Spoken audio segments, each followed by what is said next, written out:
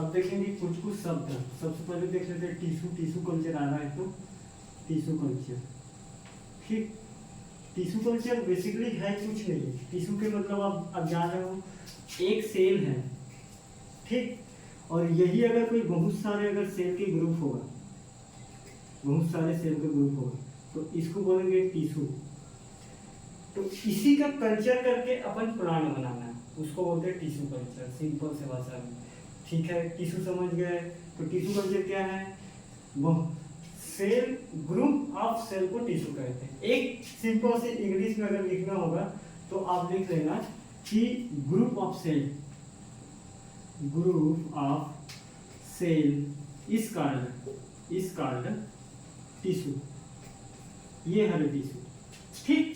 तो या तो आप हिंदी में लिखना होगा कि सेल के समूह को टिश्यू कहते हैं, ठीक है। सेल के या कोशिका के समूह को टिश्यू कहते हैं। बात समझ में आया? ठीक। एक होता है एक्सप्लांट, यहां तक लिखोगे तो भाई टिश्यू कल्चर मतलब क्या है? लेना, बस। कल्चर के मतलब यहाँ बायोटेक में लेना होता है, देना नहीं होता है, लेना। लेबोरेटरी कंडीशन में जाओगे, इन विट्रो कंडीशन में, तो फिर देना हो जाएगा कल्चर के मतलब। भाई उसको कुछ न्यूट्रिएंट प्रोवाइड करोगे, कुछ भी करोगे। यहाँ इन विवो कंडीशन या इन विट्रो कंडीशन या इन विवो, जो लैब से बाहर वाला कंडीशन, वहां लेना होता है कल्चर के मतलब, ठीक। तो क्या ले रहे हैं? एक टिश्यू को ले रहे हैं। टिश्यू मतलब सेल के ग्रुप है बहुत सारे, उसी को ले रहे हैं ना। चाहे पॉलन होगा तो पॉलन एक सेल से तो नहीं बना होगा, पॉलन बहुत सारे सेल से बना होगा। तो जब अगर लेंगे उसी पॉलन को, तो उसको कल्चर करेंगे। तो यहाँ फील्ड के बाहर पॉलन लाएंगे और पेट्री डिश के माध्यम से लाए, किसी के माध्यम से। अब जब उसको लैब में ले जाके कर नया प्लांट बनाएंगे मान लो, तो क्या होगा? उस पर न्यूट्रिएंट को प्रोवाइड करेंगे। तो वहाँ पॉलन कल्चर के मतलब क्या हुआ? लेबोरेटरी में न्यूट्रिएंट प्रोवाइड करेंगे। और इन विट्रो के मतलब को हुआ बाहर कंडीशन में, जिसको बोलते हैं इन विवो बोलते हो। इन विवो बाहर कंडीशन, इन विट्रो अंदर की कंडीशन, लैब वाली कंडीशन। दो प्रकार के पढ़े हो ना, in vitro culture, in vivo culture. तो क्या है? इन विवो, इन विट्रो, ये वाला चीज इन विवो और इन विट्रो, ठीक। तो इन विवो के मतलब लेबोरेटरी, इन विट्रो के मतलब बाहर जो काम करना। तो क्या है? टिश्यू कल्चर, ठीक। तो हम इस पर नहीं जाएंगे अभी। ये बहुत बृहद संकल्पना है, बहुत ही कॉन्सेप्चुअल क्लियरिटी है। इस पर मैं बात कर सकता हूँ, मगर मैं अभी नहीं करूंगा। जो मेरा काम है उसको करूंगा। टिश्यू कल्चर, तो टिश्यू कोशिका के समूह को टिश्यू कहते हैं और इसी को कल्चर करना टिश्यू कल्चर कहते हैं। सिंपल से भाषा में, एक लाइन में, ज्यादा कुछ नहीं करना है। एक होता है एक्सप्लांट क्या है? बायोटेक्नोलॉजी में एक्सप्लांट का मतलब होता है कि वह प्लांट जो हम नया प्लांट निर्माण करने के लिए हम किसी भी मदर प्लांट से अगर लाते हैं तो उसको बोलते हैं एक्सप्लांट। चाहे पॉलन को लाए, चाहे ओव्यूल को लाए, चाहे किसी पत्ती या लीफ को लाए, नाम अलग हो जाएगा। पॉलन को ला रहे हैं तो पॉलन कल्चर, एंथर को ला रहे हैं तो एंथर कल्चर, ओव्यूल को ला रहे हैं तो ओव्यूल कल्चर, अगर कोई लीफ को ला रहे हैं तो लीफ कल्चर बोल देंगे, अगर कोई सेल को ला रहे हैं तो टिश्यू कल्चर बोल देंगे। तो एक्सप्लांट का मतलब क्या है? एक्सप्लांट का मतलब मैं क्या बता सकता हूँ? एक्सप्लांट मतलब ये अगर प्लांट है, इस प्लांट को हमको एक्सप्लांट चाहिए, तो एक्सप्लांट क्या है? जो पार्ट्स को मैं लूंगा तो क्या है explant? Parts of plant which use the biotechnological tools help to generate a new plant is known as explant। तो एक्सप्लांट क्या है कि किसी भी प्लांट के पार्ट्स को हम एक्सप्लांट कहते हैं और उस एक्सप्लांट को बायोटेक्नोलॉजिकल टूल्स द्वारा नया प्लांट जनरेट करते हैं, उसको बोलते हैं एक्सप्लांट। तो एक्सप्लांट की सिंपल से परिभाषा में क्या है? लिख सकते हैं कि प्लांट का वह पार्ट जो बायोटेक में प्रयोग करके नया प्लांट तैयार करते हैं, उसको बोलते हैं explant.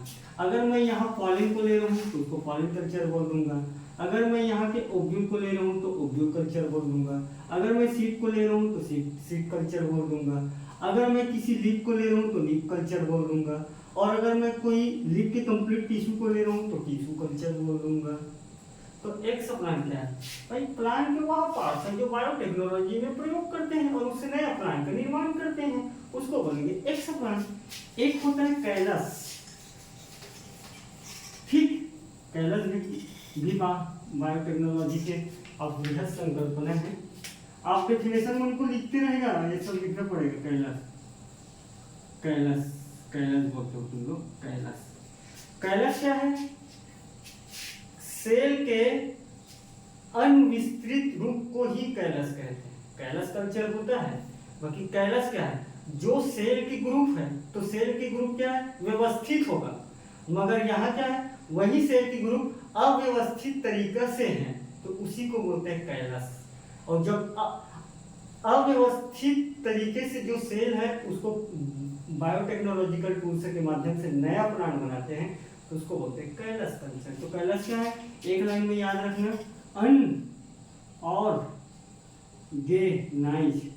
Unorganised mass of cell के अनऑर्गेनाइज मास, मतलब क्या है? ये ऑर्गेनाइज विस्तृत तरीके से नहीं है कि इसके बाद ये है, इसके बाद ये है, इसके बाद ये है, मतलब इसके संरचना इधर उधर है सेल की, तो उसी को बोल रहे हैं अनऑर्गेनाइज मास ऑफ सेल को कैलस कहते हैं। कैलस कहते हैं, ठीक है, यहाँ तक समझ। अरे जो अब हाँ यार थोड़ा इंग्लिश देख लेना, यही है, ठीक। उसके बाद देखेंगे हम, आगे देखेंगे टोटीपोटेंसी, ठीक। एक है टोटीपोटेंसी।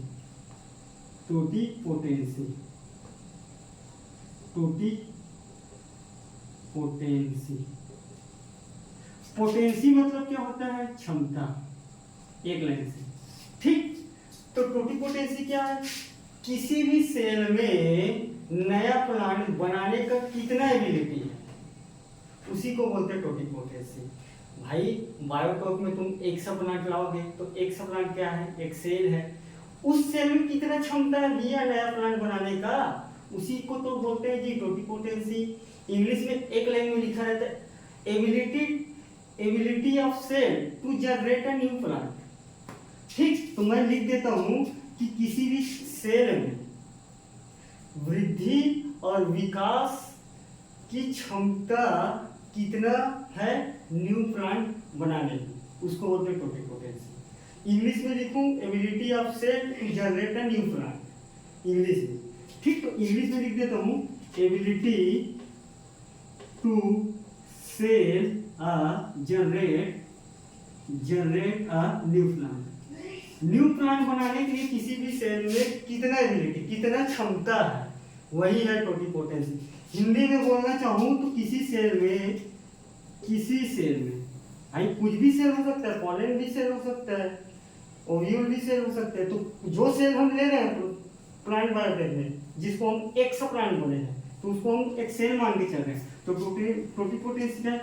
किसी सेल में न्यू पौधा बनाने की क्षमता को टोटीपोटेंसी कहते हैं, ठीक है। टोटीपोटेंसी कहते हैं। ये सब एक लाइन में सबसे ज्यादा यही शब्दावली में फंसोगे तुम, इसी कारण बता रहा हूँ, ठीक है।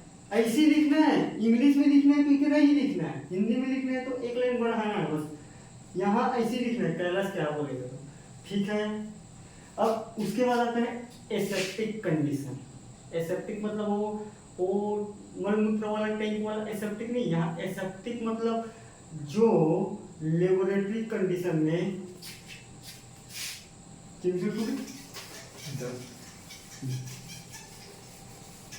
होता है एसेप्टिक कंडीशन, एसेप्टिक,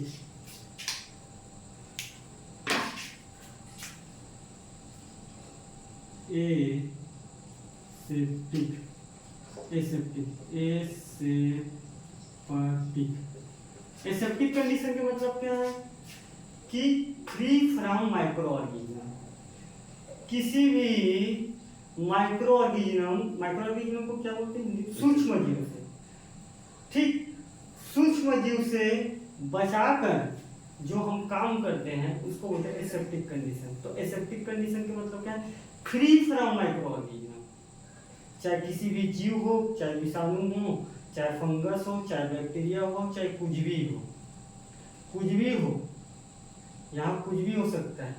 एसेप्टिक के मतलब क्या है, ऐसा कंडीशन जो माइक्रो ऑर्गेनिज्म के अटैक से प्रोटेक्ट करके हम किसी नया प्लांट जनरेट करते हैं, उसको बोलते हैं एसेप्टिक कंडीशन, ठीक। तो एसेप्टिक कंडीशन क्या है कि माइक्रो ऑर्गेनिज्म के अटैक को, माइक्रो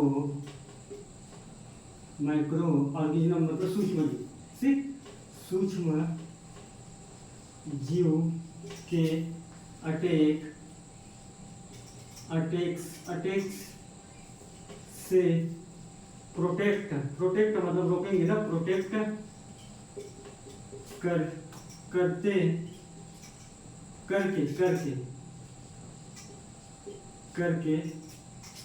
करके नया प्लांट बनाना, नया पौधा बनाना, उसको एसेप्टिक कंडीशन कहते हैं, एसेप्टिक कंडीशन कहते हैं। एसेप्टिक का मतलब यह है कि फ्री फ्रॉम रहना चाहिए, बस एक लाइन में याद रखना कि सूक्ष्म जीव नहीं रहना चाहिए, बस वहाँ सूक्ष्म जीव। एक लाइन में मैं अगर बोलूँ, एसेप्टिक कंडीशन वहाँ कंडीशन है जो फ्री फ्रॉम ऑफ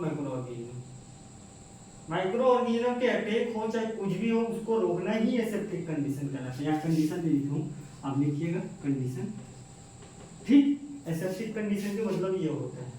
और लेबोरेटरी संबंधी अगर तुम्हारी चीज में तो, और मेरे को ध्यान में नहीं आ रहा है, किसी को आ रहा हो, स्टरलाइजेशन तो सबको पता है, कंप्लीट रूप से माइक्रो ऑर्गेनिज्म की क्रियाशीलता को नष्ट करना, ठीक। तो एक होता है स्टरलाइजेशन, जिसको बोलते हो जी निर्जीवीकरण। निर्जीवीकरण क्या है, अब बायोटेक में 5 प्रकार के निर्जीवीकरण करते हैं, मैं पहले ही बता रहा हूँ। एक है फ्लेम से, एक है रेस से, एक है केमिकल से, एक है टेम्परेचर से, एक है किसी और अन्य माध्यम से, ठीक। 5 प्रकार के बायोटेक में स्टरलाइजेशन करते हैं। तो स्टरलाइजेशन की सिंपल कॉन्सेप्ट है कि चाहे तुम माइक्रोबायोलॉजी में बोलो चाहे कहीं भी बोलो, स्टरलाइजेशन मतलब ही होता है कि माइक्रो और सूक्ष्म जीव की क्रियाशीलता को कंप्लीट तरीका से रोकना, ठीक है। तो स्टरलाइजेशन क्या है कि माइक्रो ऑर्गेनिज्म की क्रियाशीलता को रोकना स्टरलाइजेशन कहते हैं, सिंपल सा। माइक्रो ऑर्गेनिज्म, ठीक, मतलब सूक्ष्म जीव माइक्रो ऑर्गेनिज्म की क्रियाशीलता को कौन से तरीका से, कंप्लीट, यहाँ कंप्लीट याद रखना, बाकी में कंप्लीट नहीं है, यहाँ अटैक से प्रोटेक्ट कर रहे हैं। अब कितना करेगा, क्या करेगा, ये आपके स्वच्छता पे डिपेंड है, चाहे कई फैक्टर पे डिपेंड है, मगर यहाँ निर्जीवीकरण से क्या कंप्लीट रूप से कर रहे हैं। यहाँ कंप्लीट को याद रखना, एक शब्द कंप्लीट को याद रखना। माइक्रो ऑर्गेनिज्म की क्रियाशीलता को कंप्लीटली रूप से नष्ट करना, उसी को इंग्लिश बुक में लिखा रहता है कि sterilization is the process of inhibit the micro organism, completely destroy the micro organism करके लिखा रहता है, इज नोन एज स्टरलाइजेशन। तो इंग्लिश बुक में भी वही कॉन्सेप्ट उन लोग भी पढ़ते हैं, तुम लोग भी वही एसेप्टिक कंडीशन उन लोग भी पढ़ते हैं, to protect the micro organism. अगर एक लाइन में याद रखना है तो to protect the micro organism, इसको याद रखना है, इनहिबिट द कंप्लीटली रूप से destroy the micro organism activities, ठीक, like that is known as sterilization. तो there are the 5 terminology should be the asking the yours exam second years please attend this lecture are the conceptual clarity class, right. तो मेरे कहने का मतलब है मैं जितना भी लेक्चर प्रोवाइड कर रहा हूँ, अभी आप अगर नहीं पढ़ पा रहे हो तो एग्जाम के बाद आपसे सनम्र निवेदन है कि आप एक बार लिख कर पढ़ के देखिए, उसके बाद बताइए कि कौन सा कोचिंग में कौन सा कहाँ कौन सा टीचर का आपका कॉन्सेप्ट ऐसा बताता है। मैं अपना पढ़ाई नहीं कर रहा हूँ, बाकी आप पढ़िए जो मैं दे रहा हूँ उसको, फिर आपको मज़ा आएगा समझने में। क्लास में बैठोगे तो आपकी जो क्रियाशीलता रहेगा वो अलग रहेगा, यहाँ इंस्टॉलाइजेशन वाला क्रियाशीलता नहीं, क्लास के जो अटेंटिव पॉइंट है आपका उसको समझने में, टीचर से क्वेश्चन करने में, और आप जब क्वेश्चन करने लगोगे तो टीचर की क्रियाशीलता कम है हर कॉलेज में, क्योंकि उन लोग जानते हैं बच्चे कोरोना काल से पास होके आए हैं तो क्या पूछ लेगा, उन लोग भी पढ़ के नहीं आते, पढ़ देते हैं भड़ंग भड़ंग। तो जब आपकी क्रियाशीलता दिखेगा ना तो टीचर को मजबूर होना पड़ेगा पढ़ने के लिए, और मजबूर होने के लिए फिर ये सारी कंडीशन आप लगा के पूछोगे ना तो ही फिर आपका बात बनेगी, और इस बेसिस पे पढ़ोगे तो पढ़ाओगे, ठीक। तो मेरा सनम्र निवेदन है कि आप पढ़ें।